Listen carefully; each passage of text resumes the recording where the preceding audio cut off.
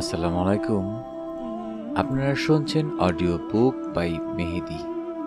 আজকে আপনাদের পড়ে শোনাব মানিক বন্দ্যোপাধ্যায়ের লেখা টিকটিকি।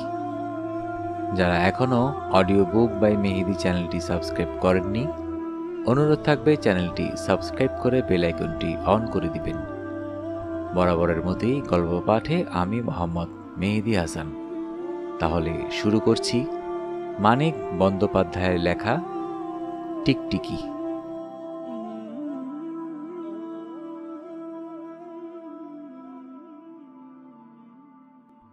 দোতলা বাড়ি, শহরের যে অঞ্চল বেজায় শহুরে বলে খ্যাত, সেইখানে তিন দিকে গাদা করা বাড়ির চাপ, একদিকে রাজপথের চটুল ফাজলামি। আবেষ্টনীকে লক্ষ্য করলে সন্দেহ হয় সমস্তটাই বুঝি হাই মায়াপিয়ার লীলা। তাছাড়া এমন চেহারা বাড়িটার যে দাঁড়িয়ে থাকার ভঙ্গিটা অসবর্ণ রহস্যের মতো কুৎসিত। সস্তা মেয়ে মানুষ যেন পথিকের দিকে পিছন ফিরে দাঁড়িয়ে বিজ্ঞাপন দিচ্ছে। আমি ভীরু ও সরলা, খাঁটি গায়ের মেয়ে, তবে অসতী। বেয়াব্রু সমতল পিঠে পুরনো বাদামি রঙের আবরণটা চোখেই পড়তে চায় না। প্রাচীনতার ছাপ এত বেশি। দোতলা বাড়ি বটে, একতলা দোতলায় কিন্তু সিঁড়ির যোগাযোগ নেই। তিনটি সদর দরজার ডাইনেরটি দিয়ে ঢুকলেই খাঁচাবন্দি দোতলার সিঁড়ি। অকারণ নড়াচড়ার একটু স্থান অবশ্য আছে, কিন্তু সিঁড়ি বেয়ে দোতলায় ওঠা অথবা পথে ফিরে যাওয়ার উপায় নেই কোনো দিকেই। দোতলায় থাকেন ইতিহাসের প্রফেসর, সদর দরজাটির পাশে ছোট পিতলের ফলকে যিনি MA। একতলায় থাকেন জ্যোতির্সার্ণব। বাকি দুটি সদর দরজার উপরে কাঠের ফ্রেম লাগানো রঙিন টিনের মতো সাইনবোর্ডের যিনি প্রথিতদশা। দুটি দরজাই একটি ঘরের, যার বেশিরভাগ জ্যোতির্সাবর্ণবের গণনালয়, বাকিটুকু অন্দরের প্যাসেজ। তিনটি সদর দরজার মাঝিটি দিয়ে ঢুকলেই ডাইনে দোতলার সিঁড়ি আড়াল করা দেয়াল আর বায়ে দুটি বই ভরা আলমারির বেয়াব্রু পিঠ। এগিয়ে এগিয়ে যখন অন্দরের দরজা ডিঙিয়ে জ্যোতিষার্ণবের আবছা অন্ধকার স্যাঁতস্যাঁতে অন্দরে পদার্পণ না করে প্রায় আর উপায় থাকে না, তখন দেখা যায় আলমারির দেয়াল একেবারে অন্দরের দেয়ালে গিয়ে ঠেকেনি। ফাঁক আছে হাতখানেক। এই ফাঁকটুকু দিয়েই জ্যোতিষার্ণব নিজে আর তার নিজের লোক অন্দর থেকে গণনালয়ে যাতায়াত করে। বাইরের লোক আসে 3 নম্বর সদর দরজা দিয়ে। এসে ডবল চৌকির ময়লা ফরাসেই হোক আর ওয়েলক্লথ মোড়ার টেবিলের সামনে কাঠের চেয়ারেই হোক, বসে। বসে চারিদিকে তাকায়, বিশ্বাস অবিশ্বাস, শ্রদ্ধা অশ্রদ্ধা, আশা নিরাশার ভারে বিব্রত চোরের মতো। যা চোখে পড়ে তাই মনকে নাড়া দেয়, দেয়ালের টিকটিকি পর্যন্ত। সস্তা মেয়ে মানুষ যেন সমস্ত পরপুরুষের দৃষ্টি নিয়ে নিজের সমালোচনা করছে। আমার আর কি উপায় হবে? আসলে এ প্রশ্ন ছাড়াও আর জগতে কিছু নেই। সব কিছুতেই এই সমস্যার ছাপ মারা। ভবিষ্যৎ কি সব কিছুকে গ্রাস করে নেয়? জ্যোতিষার্ণবের কপালে চন্দনের ফোঁটা দেবার সময় তার ছেলেমেয়ের মা মাথা কাত করে, চোখ উল্টে দেয়, মোটা আলগা ঠোঁট দুটিকে টান করে হাসে। জ্যোতিষার্ণবের অপরাধ, 7 বছর আগে এই ভঙ্গি তাকে ভুলিয়েছিল। তবে কেবল ভঙ্গি নয়, সেই সঙ্গে জিজ্ঞাসাও করে, আমি মরলে তোমার কি উপায় হবে? জিজ্ঞাসা করে সকালবেলা আর মরে যায় সেই সন্ধ্যার কাছাকাছি সময়ে। তবু মনে হয় প্রশ্নটা জিজ্ঞাসা করে যেন সে মরে গেল। অতীত বর্তমান ভবিষ্যৎ যার নখদর্পণে, সেও বুঝতে পারে না ব্যাপারখানা কি। তার ছেলেমেয়ের মা মরণের কথা বলবে মনে করার আগেই মাথার ওপর কড়ি কাঠে যে টিকটিকিটার লেজ নড়তে আরম্ভ করেছিল, তার ছেলেমেয়ের মা মরণের কথা বলার পরে সেই টিকটিকিটাই যে আর একটা টিকটিকিকে তার ছেলেমেয়ের মা হতে ডেকেছে, এটুকু কেবল জ্যোতিষার্ণব জানে না। কিন্তু তাতে কি এসে যায়? আর সব তো তার জানা আছে, যা মানুষের জানা দরকার। ওই জ্ঞানটুকু লাভ করলে কি তার মনের ধাঁধা মিটে যেত যে তার ছেলেমেয়ের মা মরবে বলে টিকটিকিটা ডেকেছিল? অথবা টিকটিকিটা ডেকেছিল বলেই তার ছেলেমেয়ের মা মরে গেছে। ছেলেমেয়েরা ছোট, বড় ছেলেটি প্রথম ভাগের বানান শেখে, ছোট ছেলেটি শেখে কথা বলতে। এদের মাঝখানেরটি মেয়ে, বোবা বলে সে কথা বলতে শেখেনি। মার সম্বন্ধে তাই প্রশ্ন করে শুধু বড় ছেলেটি। মা কোথায় গেছে বাবা? স্বর্গে, বলে প্রমাণের জন্য জ্যোতিষার্ণব কান পেতে থাকে। টিকটিকি বাড়িতে ৮-১০টার কম নয়, কিন্তু একটাও জ্যোতিষার্ণবের কথায় সায় দেয় না। নিজের ভুল বুঝতে পেরে নিজেকে বোকা মনে করায় লজ্জায় করুণভাবে হেসে জ্যোতিষার্ণব নিজে নিজেই কয়েকবার মাথা নাড়ে। স্বর্গে যদি গিয়েও থাকে তার ছেলেমেয়ের মা, তা এতদিনে সেখানে পৌঁছে গেছে।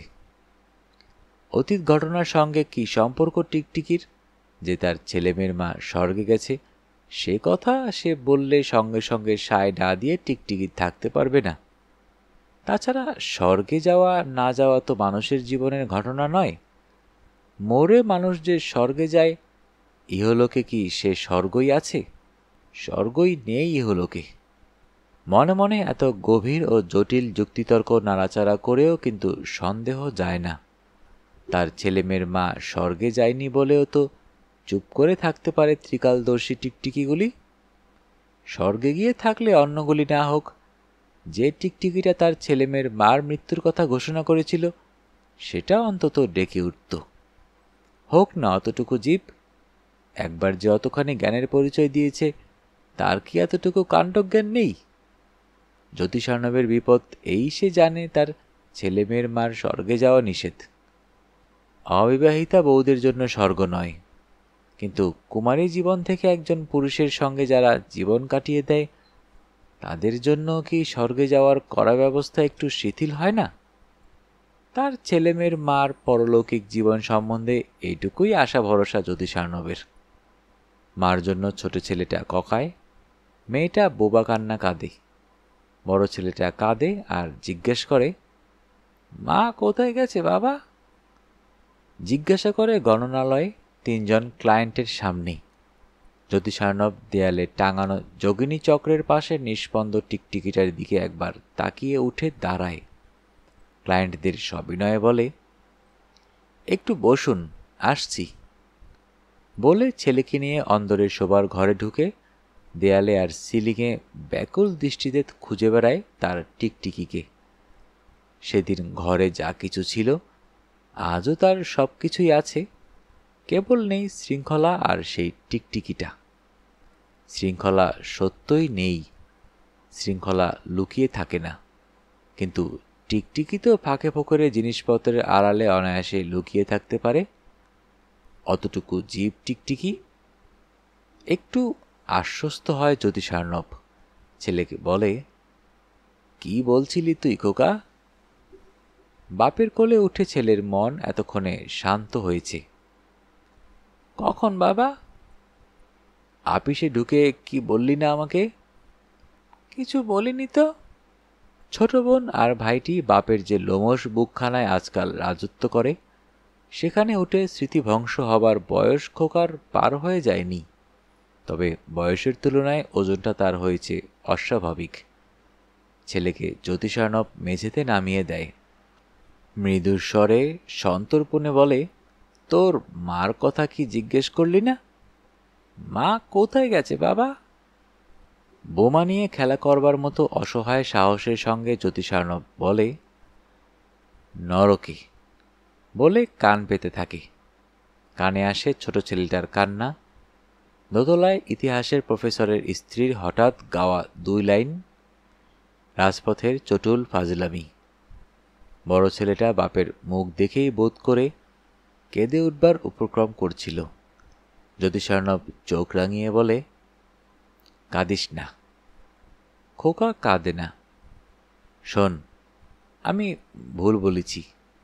তোর মা এখনো নরকে যায়নি, যাবে। বুঝলি, যাবে, ভবিষ্যতে যাবে। আবার জ্যোতিষার্ণব কান পেতে থাকে। বড় ছেলেটা কেঁদে ওঠা মাত্র হাত চাপা দেয় তার মুখে। কানে আসে ছোট ছেলেটার থেমে আসা ছাড়া ছাড়া কান্না।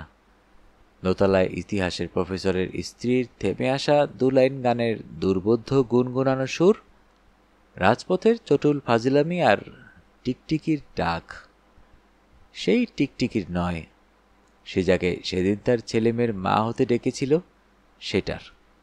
2টি টিকটিকির আকারে, চামড়ার রঙে, চালচলনে পার্থক্য অবশ্য আছে অনেক, কিন্তু সব টিকটিকিরই এক রা। মনে যার ব্যথা থাকে তার শখ চাপে মনের কথা বলবার। মনের ব্যথা যে মনকে কামড়ায় এটা তার একটা লক্ষণ।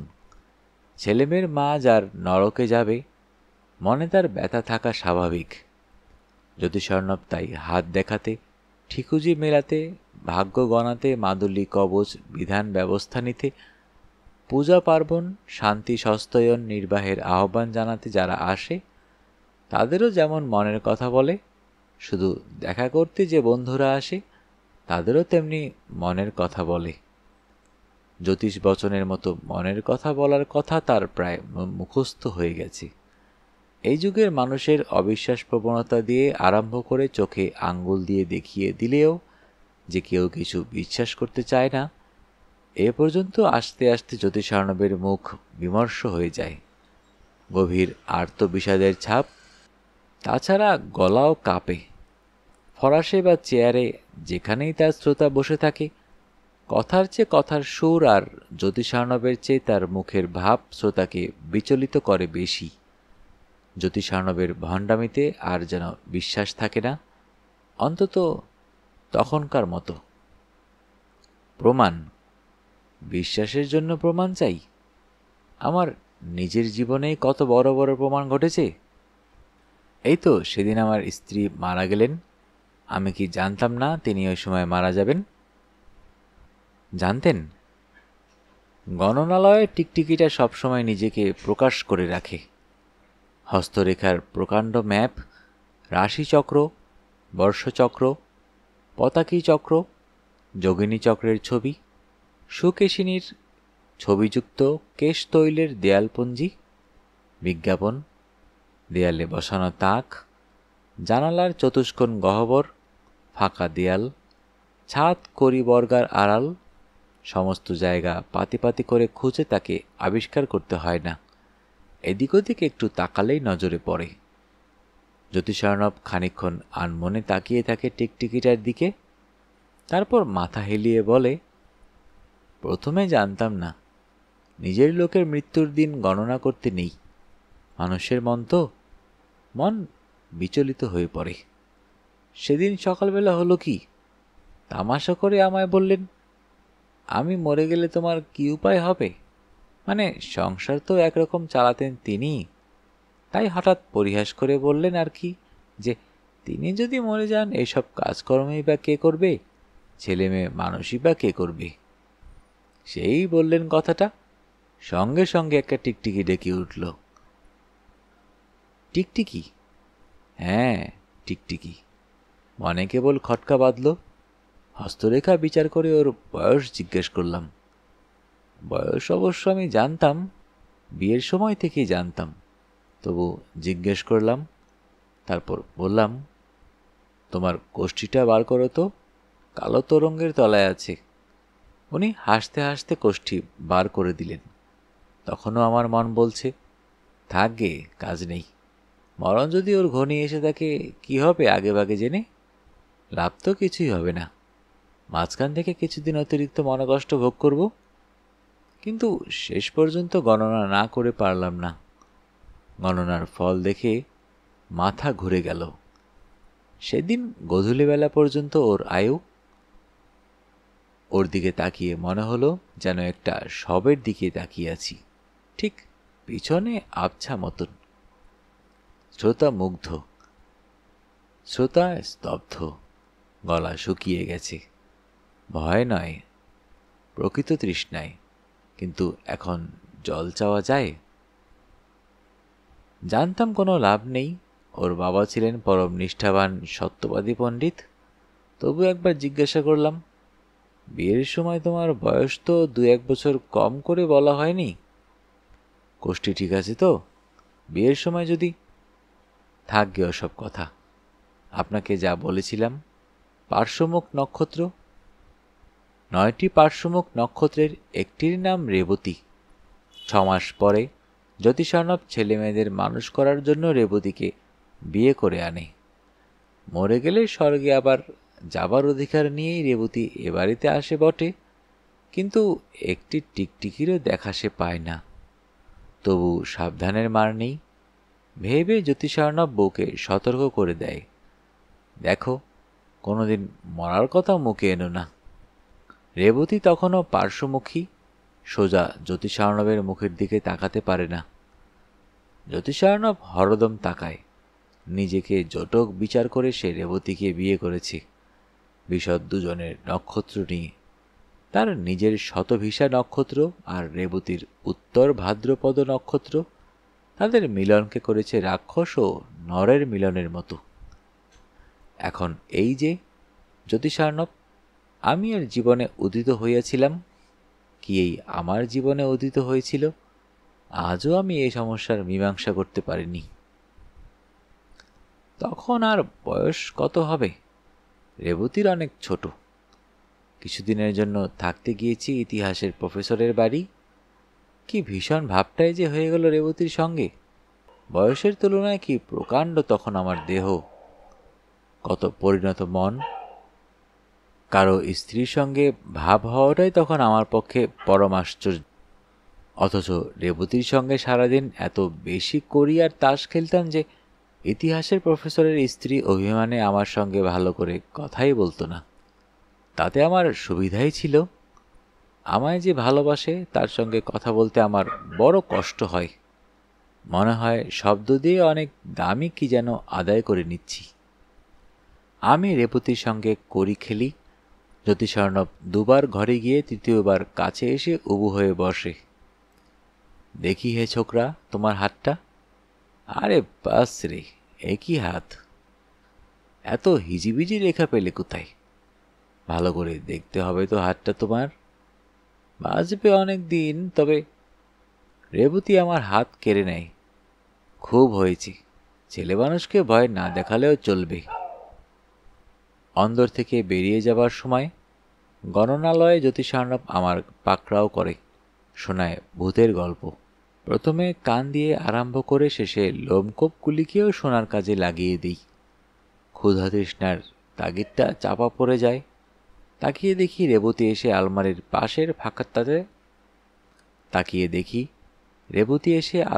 পাশের ফাঁকটাতে দাঁড়িয়ে আছে। জ্যোতিষার্ণবের গল্প শেষ হতে বলি, আর একটা। রেবতী ম্লান মুখে চুপ করে থাকি। জ্যোতিষার্ণব হাসির ভান করে বলে, এবারে টিকটিকিগুলি যদি মেরে ফেলো তাহলে বলবো। একটা টিকটিকির জন্য একটা গল্প। এ ঘরেই তো 3টে আছে, লাঠিটা দিয়ে মারো না একটা। আমি বলি, লাঠি দিয়ে বুঝি টিকটিকি মারে? দাঁড়ান, আমার তীর ধনুক নিয়ে আসি। রেবতী বলে, মানিক, মেরো না, টিকটিকি মারতে নেই। আমি একটু দাঁড়াই, হিসাব করে দেখি যে রেবতীর মতো মেয়ে যখন একেবার আমাকে ভালোবেসেছে, কথা না শুনলেও ভালো না বেসে সে পারবে না। আমার সঙ্গে কড়ি আর পাতাবিন্তি খেলার জন্য সে একরকম পাগল হয়ে উঠেছে। সে যেরকম পাগল হয়ে উঠেছে, সে পাগলামি যাবার নয়। গল্প না বলে আমায় কষ্ট দেবার সুযোগ পেলে জ্যোতিষার্ণব কিন্তু কিছুতেই সে সুযোগ ছাড়বে না। সোজা দোতলায় উঠে গিয়ে আমার বাঁশের ধনুক আর শিবের আর স্বরের তীর নিয়ে আসি। তীর আমার সাংঘাতিক মরণাস্ত্র। ডগায় 2টি আলপিন বসানো আছে। এক কোণে একটা টিকটিকি ছিল। ফরাসে উঠে দাঁড়ালে আমার তীরের আয়ত্তে আসে এরকম স্থানে। নিষ্পন্দ শরীর, নিষ্পলক চোখ, ধূসর জীবটিকে দেখলেই মায়া হয়। রেবতী আবার বলে, মানিক, মেরো না, মারতে নেই। রেবতীকে আমি ত্যাগ করিনি, কিন্তু তার কথার কোনো জবাব আমি দেইনি। আকর্ণ সন্ধান করে 4 ইঞ্চি তফাৎ থেকে বাণ নিক্ষেপ করি। এমন আশ্চর্য জীব টিকটিকি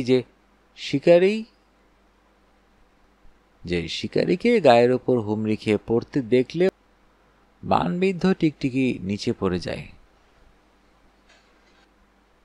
বানটি টেনে খুলে নিয়ে দেখি দুটি আলপেন বিঁধে টিকটিকির চোখের পাশে দুটি রক্তের ফোঁটা জমেছে, যেন নূতন দুটি চোখ।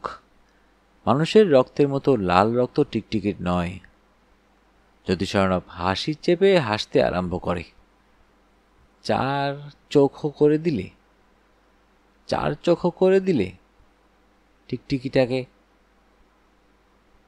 4 চোখও করে দিলে টিকটিকিটাকে 4 চোখও করে দিলে। তোমাকেও 4 চোখও হতে হবে মানিক। সঙ্গে সঙ্গে দেয়ালে কোথাও যেন একটা টিকটিকি ডেকে উঠল। কে জানে বানবিদ্ধ টিকটিকির সঙ্গে তার কি সম্পর্ক। ছেলেমেয়ের বাপ মা হবার জন্য তারা যদি পরস্পরকে কোনোদিন ডাকাডাকি করে, সে খবর কেবল তারাই জানে। সঙ্গে সঙ্গে দেয়ালে কোথায় যেন একটা টিকটিকি ডেকে ওঠে। কে জানে বানবিদ্ধ টিকটিকির সঙ্গে তার কি সম্পর্ক। ছেলেমেয়ের বাপ মা হবার জন্য তারা যদি পরস্পরকে কোনোদিন ডাকাডাকি করে থাকে, সে খবর কেবল তারাই জানে। রেবতী নক্ষত্রের মতো জলজলে চোখে তাকিয়ে বলে, ফের ছেলে মানুষকে ভয় দেখাচ্ছ? বলে জ্যোতিষার্ণবের গম্ভীর মুখের দিকে চেয়ে নিজেই ভয়ে মুষড়ে যায়। স্কুল বোর্ডে লেখা দেখতে না পাওয়ায় 1 মাসের মধ্যে আমাকে চশমা নিতে হয়। চশমা চোখ নয়। কিন্তু বন্ধুরা আমায় 4 চোখও বলে কত তামাশা করে ঠিক নেই। তারপর ইতিহাসের প্রফেসরের বাড়িতে আমি কোনোদিন যাইনি। 4 চোখও রেবতীকে একবার চোখেও দেখিনি। রেবতীর কথা মনে হলেই সেই বানবিদ্ধ টিকটিকিটার দুটি ধূসর চোখ, তার চোখ দুটির পাশে দুটি ফ্যাকাশে রক্তবিন্দুর ছবি মনে ভেসে আসে। দারুণ বিতৃষ্ণায় আমার মন ভরে যায়। রেবতীর প্রতি বিতৃষ্ণা। রেবতীর কোনো দোষ ছিল না, তবু হয়তো রেবতী জ্যোতিষার্ণবের ছেলেমেয়ের মা হয়েছে। হয়তো টিকটিকির জন্যে জ্যোতিষার্ণবের প্রথম ছেলেমেয়ের মা স্বর্গে যেতে না পারলেও টিকটিকির জন্যই রেবতীর স্বর্গে যাওয়ার পথ বন্ধ হওয়ার বিপদ কেটে গিয়েছে এবং স্বর্গে যাওয়ার প্রতীক্ষায় সে পৃথিবীতেই স্বর্গসুখ ভোগ করছে। এদিকে আমার বেড়েছে চশমার পাওয়ার। কখনো দেয়ালে টিকটিকি না দেখবাই, ইচ্ছে হলে আমার চোখ বুঝতে হয়।